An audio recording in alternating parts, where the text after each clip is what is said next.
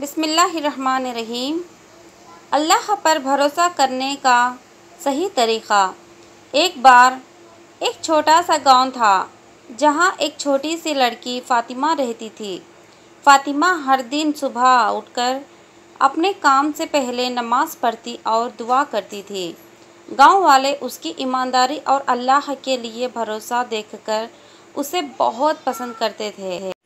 एक दिन गांव में एक बड़े परेशानी का सामना आया। बारिश नहीं हो रही थी और फसल सूख गई थी। सब लोग परेशान थे और कुछ समझ नहीं आ रहा था कि क्या किया जाए। फ़ातिमा भी चिंतित थी, लेकिन उसने अपनी दुआ को और तवक्कुल को नहीं छोड़ा। हर रोज़ वो नमाज और दुआ में रहती थी और अपने अल्लाह से मदद की दुआ करती थी।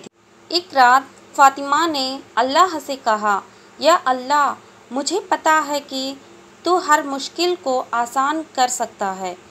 मैं अपनी मेहनत से काम करूँगी, मगर नतीजे को तेरी मर्ज़ी पर छोड़ रही हूँ। अगले दिन गांव वालों को अच्छी खबर मिली।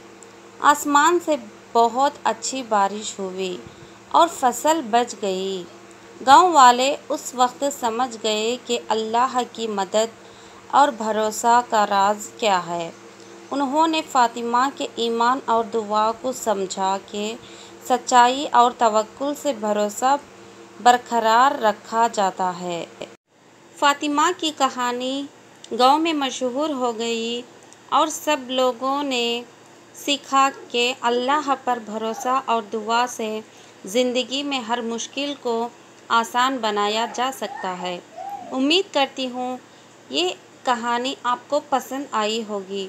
आपको पसंद आई हो तो लाइक ज़रूर कीजिएगा। नए चैनल पे आए हो तो ज़रूर से सब्सक्राइब कर लीजिएगा। मिलते हैं दूसरी वीडियो में, तब तक के लिए अल्लाह हाफिज़।